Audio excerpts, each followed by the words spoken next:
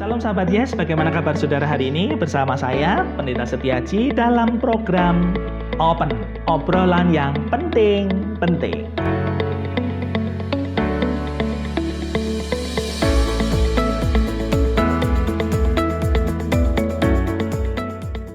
Terima kasih Pak. Saya Dr. Evi, saya dokter spesialis paru. Sekarang sih kerjanya aktif lagi di Rumah Sakit Duri Silvanus di Palangkaraya. Tadinya sih pendidikan di Jakarta di FKUI, selama ini pendidikannya di Rumah Sakit Persahabatan. Kita diminta sama Perhimpunan Dokter Paru Pusat yang spesialis paru yang baru lulus itu diminta untuk jadi relawan di beberapa center di Jakarta kan. Akhirnya ya udah, termasuk saya. Waktu itu saya penempatan di Sulianti Saroso.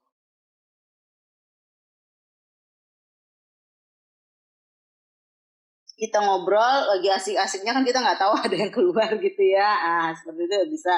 Atau misalnya dia lagi bersin atau batuk, bisa kan uhuk-uhuk gitu. Nah itu secara langsung. Kalau tidak langsung bisa aja mungkin ya tadi mungkin tangannya gitu kan, dia mungkin tadi habis ketemu sama orang, salaman, ternyata orangnya itu lagi batuk pilek, terus dia megang pintu atau apa, nggak cuci tangan, terus dia megang mulut atau hidung. Nah seperti itu bisa tertular.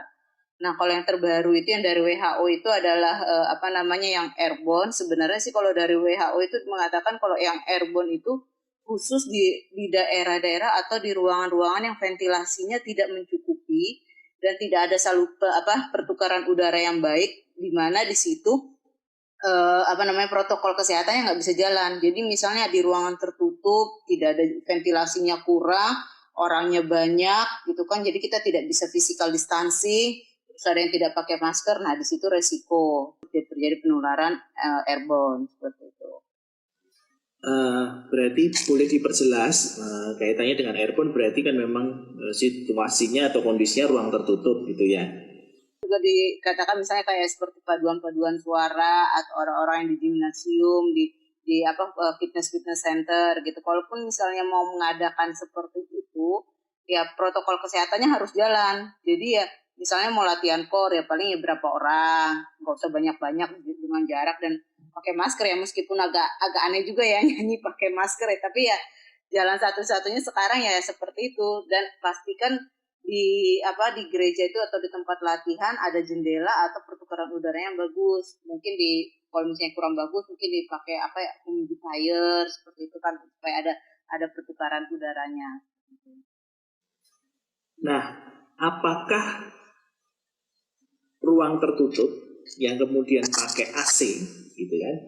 Sekarang kan juga banyak tuh, kemudian ada AC yang pakai ion, maksudnya pembersih purifier dan sebagainya. Itu masih bisa memungkinkan nggak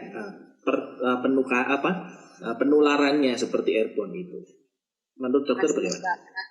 Masih bisa memungkinkan sih Pak, karena itu kan udaranya kan dia masuk lagi ke AC, dia hanya diresirkulasi sedikit aja terus dikeluarin lagi gitu. Paling baik sih ya kalau misalnya ventilasinya terbuka lebar. Sebenarnya virus itu masuknya kemana? Jadi sebenarnya si virus ini dia itu harus ada pintu masuknya. Nah pintu masuknya itu yang paling banyak itu hampir 80% itu adalah di saluran nafas. Nah saluran nafas kita itu pintunya itu ada 2, yang paling utama hidung dan mulut.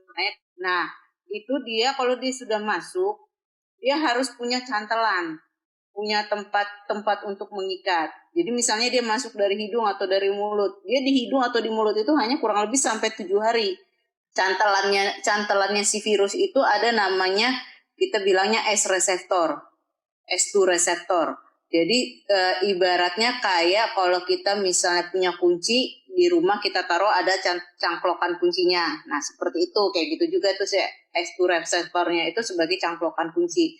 Nah celakanya si S2 reseptor ini ada di semua organ tubuhnya kita. Gitu, di otak ada, di paru ada, di usus ada, seperti itu. Nah itu dia masuk ke paru, akhirnya dia akan mengganggu sistem sistem imun di paru, dia bikin kekacauan di situ, terus nanti dia akan menyebar ke seluruh tubuh seperti itu.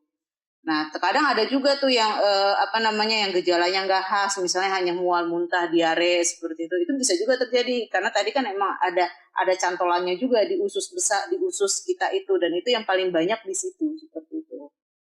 Banyak juga yang meninggal yang laki-laki ya, karena itu S2 reseptornya juga paling banyak. Laki-laki kan juga lebih sering untuk merokok atau misalnya kumpul-kumpul. Nah, merokok itu juga terkadang mengganggu sistem imun yang ada di paru seperti itu. Nah, ini menarik ini karena banyak orang mengatakan, oh bagi perokok aman. Kenapa? Karena rokok itu kan panas, asapnya panas, jadi virusnya mau masuk udah mati duluan. Jadi merokoklah supaya nggak kena coronavirus. Nah, ini gimana nih? Karena dokter paru, mari dok dijelaskan. Kalau mungkin dari pabrik rokoknya ya maaf ya. Tapi kalau misalnya dari kita sih sebenarnya merokok itu mengganggu untuk parunya kita.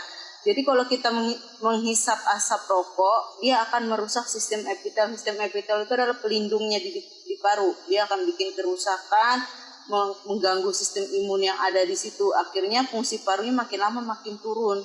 Kalau dia makin lama makin turun, akhirnya dia gampang sakit, terutama pada saat COVID-19 ini. Karena yang dibutuhkan untuk melawan COVID-19 ini adalah sistem imun yang baik. Jadi kenapa ada beberapa orang yang meninggal, ada beberapa orang yang sakitnya parah seperti itu, bukan karena dia tertular virus yang strainnya yang ganas gitu atau yang virus yang mutasinya yang ngeri banget gitu kan. Enggak, bukan karena itu, tapi karena memang ini penyakit baru ya. Jadi penyakit baru pada saat virusnya masuk, sistem tubuh kita itu berusaha mengenali. Itu normal. Jadi kalau misalnya kayak kita sakit, misalnya sakit demam biasa, pasti sistem imun kita kan langsung merespon. Itu misalnya kita jadi demam atau jadi keringat, jangan nafsu makan. Nah, cuma karena ini COVID ini dia sistem imun kita ini belum kenal ini barang apa sih, dia bilang gitu kan. Dia akan mengeluarkan berlebihan. Jadi sistem imun kita tuh dia keluarkan berlebihan untuk menyerang. Ibaratnya kalau misalnya kita lagi perang, musuh kita dari negara A gitu cuma ada 100, tapi kita jor-joran tentara kita keluarin sampai 2000 begitu. Nah, akhirnya yang tentara nggak kepake ini akhirnya jadi bingung. Jadi dia merusak diri dia sendiri seperti itu. Nah, kalau misalnya dia merokok, otomatis sistem imunnya akan turun. Yang harusnya mungkin sejumlah tentaranya di tubuh kita itu misalnya ada 2000, tapi dia menurun ternyata jadi 1000, terus dia keluarin banyak 800, 900. Nah, nanti yang nggak kepake, tentara yang nggak pakai ini kan akan merusak diri dia sendiri juga gitu. Akhirnya itu loh dia COVID-nya jadi menang, akhirnya dia jadi sakit seperti itu. Sekarang ada banyak masker, ada banyak macam-macam masker, kemudian ada face shield dan sebagainya. Nah, sebenarnya seberapa efektifkah kita menggunakan perlengkapan itu seperti masker, kemudian face shield itu seberapa efektifkah gitu? Sejauh ini sih sebenarnya kalau untuk alat proteksi diri yang paling lebih efektif sebenarnya sih adalah pemakaian masker dibandingkan face shield. Tapi kalau mau pakai dua-duanya sih boleh. Tapi kalau hanya pakai face shield saja sebaiknya jangan. Karena tadi yang seperti saya bilang, pintu masuknya kan dari saluran nafas seperti itu. Jadi kita pakai face shield tapi hidung sama mulut kita tidak ditutup juga, ya virusnya akan tetap bisa masuk seperti itu. Kalau kita pakai masker itu kurang lebih sampai 70% kita bisa terproteksi sebenarnya. Nah itu maskernya juga ya maskernya bebas sih, tapi yang usahakan kalau yang masker itu yang 3 lapis yang seperti dianjurkan oleh pemerintah. Jadi bukan masker yang tipis-tipis seperti itu, ataupun kalau misalnya mau pakai masker bedah silahkan. Tapi kalau masker itu kan, kalau kayak masker bedah seperti itu ya paling tidak 4-5 jam, habis itu nanti diganti lagi seperti itu. Kalau misalnya masker kain juga sama, jadi jangan dipakai seharian atau sampai 2 harian, 3 harian begitu, enggak. Jadi begitu kita pakai itu kotor, ya udah kita langsung cuci, kita bersihkan. Jadi kalau sebaiknya sih kalau setiap pergi kita bawa 1 masker cadangan. Berarti efektif menggunakan masker itu berapa? 4 jam begitu kadang-kadang maksimal ya, gitu ya? 4 jam. Ya kalau misalnya nggak bisa sampai 4 jam gitu, misalnya jumlah maskernya kurang atau gimana, yang paling jauh-jauh ya 6 jam seperti itu. Tapi kalau udah lewat dari situ udah nggak ini lagi gitu. Nah, masker berarti penting karena dia akan menutup rongga kita begitu ya. Ya. Nah, berarti coronavirus itu pertama kali yang masuk diserang adalah parunya. Enggak. Yang paling utama diserang adalah sistem saluran nafas. Jadi pintu masuknya memang dari dari hidung sama dari mulut. Tapi kalau yang lain kenapa bisa mungkin ada gangguan pendengaran, terkadang ada beberapa yang lain atau mungkin matanya merah gitu ya. Nah, itu yang seperti saya bilang tadi, dia S2 reseptornya ada di mana-mana. Mungkin pada saat dia sudah masuk ke tubuh, nah terus dia sudah replikasi di paru, terus udah bikin kekacauan di situ, akhirnya dia nyebar kan lewat pembuluh darah. Nah, itu nanti dia bikin kekacauan lagi di tempat yang lain. Mungkin ada yang sampai ke otak, akhirnya dia bisa nggak sadar, ada seperti itu. Karena COVID ini memang penyakit 1000 wajah ya, jadi dia bisa menyerang semua organ sebenarnya gitu. Tapi tetap pintu masuk utamanya adalah dari saluran nafas. Nah, berarti seumpama ada yang pakai face shield, atau sekarang kan ada baru, kemarin saya lihat itu ada, nggak cuma face shield ternyata, cuma ini jadi kayak plastik gitu, cuma ditutup gitu, itu berarti sama sekali tidak melindungi. Sama sekali tidak melindungi sih sebenarnya, gitu. Ya harus pakai masker sebenarnya, gitu. Jangan cuma yang plastik-plastikan begitu aja. Sebaiknya orang itu melakukan tes. Itu kapan? Begitu kontak langsung tahu, atau nunggu 7 hari, atau nunggu 14 hari? Karena ada yang mengatakan bahwa kan ada masa inkubasi virusnya. Jadi baiknya tesnya itu nunggu 14 hari, 21 hari, atau bagaimana Dok menjelaskan? Jadi kalau kita mau tes sebaiknya, dan kalau WHO menganjurkan itu adalah kita di swab, PCR. Jadi dari hari ke-0 sampai hari ke-7 setelah kita kontak dengan orang yang positif terpajan istilahnya. Nah itu kita lakukan swab, itu lebih efektif. Karena biasanya kalau di situ kan masih bisa lebih dapat tuh di sini. Kalau saran saya sebegitu kontak, ya 2-3 hari setelah kontak langsung swab aja, lebih bagus, semakin cepat semakin bagus. Oke, berarti untuk melakukan tes sebenarnya semakin cepat semakin baik gitu ya? Ya, untuk di PCR ya, PCR swab bukan rapid, karena kita tidak menganggap rapid itu sebagai alat untuk diagnostiknya seperti itu. Jadi yang membedakan itu sebenarnya sih kalau PCR itu adalah untuk menangkap virusnya. Makanya kenapa yang di swab adalah hidung sama mulutnya. Kita mau mencari partikel virusnya. Tapi kalau si rapid itu adalah antibodinya. Jadi respon udah terbentuk atau tidak respon tubuh kita terhadap si COVID ini. Jadi tentara imun kita sudah ada belum untuk melawan si COVID ini. Makanya diambil dari darah seperti itu. Karena biasanya sih itu tidak, kalau yang kayak si antibodi itu dia tidak efektif. Karena antibodi itu munculnya 7 hari setelah kita kontak. Jadi setelah hari ke-7 dia bisa baru muncul di darah. Jadi sudah agak terlambat sebenarnya gitu. Nah, kira-kira untuk jaga-jaga kita semua, jemaat juga, apa sih yang penting dan perlu kami lakukan dan sebagai penutup begitu, mari Dok. Jadi kalau untuk pencegahan sebenarnya, pencegahan berarti buat kita yang sehat ya, belum kena sama sekali. Sebenarnya ini sama kayak pencegahannya sama kayak penyakit flu biasa sebenarnya. Jadi itu kita kembali untuk jadi bersih. Jadi ibaratnya satu, oral hygiene kita harus bagus, artinya ya kita sikat gigi yang rajin, bersihin mulut yang rajin, kumur-kumur atau seperti itu. Yang kedua, 3M-nya dijalankan, pakai masker, bawa antis gitu kok di rumah, atau cuci tangan, yang jaga jarak seperti. Yang ketiga, istirahat cukup. Yang keempat, tidak ada pantangan makanan kecuali mungkin ada penyakit-penyakit tertentu yang mengharuskan untuk pantang. Misalnya seperti kayak gula, kencing manis kan tidak boleh makan yang manis-manis, atau yang ada darah tinggi tidak boleh makan yang tinggi garam seperti itu kan. Nah, terus yang kelima, olahraga itu ya tergantung dengan ininya, dengan kemampuan tubuh kita sendiri gitu. Jadi tidak usah dipaksain karena ini COVID harus olahraga gitu, enggak. Jadi mungkin bisa bertahap dengan dari intensitas yang ringan, ya mungkin jalan-jalan keliling rumah dulu 15 menit, nanti ditingkatkan 30 menit seperti itu. Terus apalagi namanya vitamin boleh, semua vitamin boleh dikonsumsi. Terus makanan juga, yang penting makanan bergizi dan itu dimasak matang, dicuci bersih dulu, terus habis itu dimasak yang matang baru dikonsumsi. Seperti sebelum dikonsumsi ya cuci tangan dulu. Sebenarnya sih seperti itu untuk pencegahannya. Gitu. Tidak ada yang pencegahan yang khusus banget perlu minum antivirus nggak perlu sebenarnya. Gitu. Nah kalau misalnya yang untuk yang sakit dan dia sudah sembuh, nah itu ya tetap sama seperti yang kayak tadi lagi.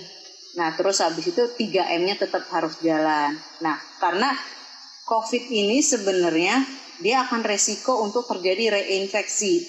Jadi misalnya orang sudah sakit terus dia sembuh, saya sakit nih, terus saya sembuh. Nah kalau saya sudah sembuh, di dalam tubuh saya itu sudah terbentuk antibodi COVID. Jadi udah ada tentara yang khusus untuk melawan si COVID. Cuma celakanya itu tentara COVID-nya saya itu hanya bertahan 3 bulan sampai 1 tahun.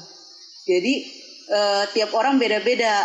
Ada yang hanya 3 bulan aja, ada yang 1 tahun aja. Jadi kalau suatu saat nanti saya lengah atau misalnya saya drop lagi di kurun waktu 3 bulan sampai 1 tahun itu, nah itu saya bisa tertular lagi dan itu biasanya jauh lebih berat dibandingkan yang sebelumnya. Jadi kalau yang sudah sembuh dari COVID hati-hati, bisa terjadi reinfeksi setelah 3 bulan sampai 1 tahun. Jadi tetap harus ada jaga kesehatan. Terus kadang juga ada yang nanya juga, biasanya habis selesai sembuh itu saya masih ada kayak rasa-rasa nggak enak sih dok. Misalnya kayak masih ada gangguan penciuman, badan masih lemes-lemes, terus kok rasanya masih belum semangat, daya ingat menurun seperti itu. Nah itu biasanya sih kita bilang namanya adalah gejala sisa pasca COVID. Jadi, nah kalau untuk gejala sisa yang seperti itu, misalnya setelah sembuh masih ada gejala-gejala yang dirasa tidak nyaman atau mengganggu, nah itu akan hilang dengan sendirinya, cuma kita tidak bisa memastikan berapa lama. Tiap orang beda-beda.